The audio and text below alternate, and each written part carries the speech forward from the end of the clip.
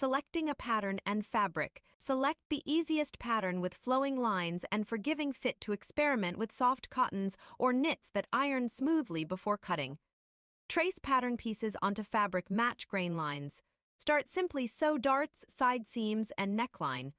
Pairing and cutting the fabric. You're going to want to pre-wash and iron that fabric really smooth before pinning the pattern pieces and cutting them out. Analyze the fabric type and thread selection. Lay out the cutting plan. Stitch the armholes first. Baste the darts. Match the grain lines. Use a sharp rotary cutter. Mark the seams with tailor's chalk. Sewing darts and pleats. Pin and stitch those darts real precisely so your dress fits smooth as butter. Match seam lines, grade allowances, then press, stalling a zipper if needed.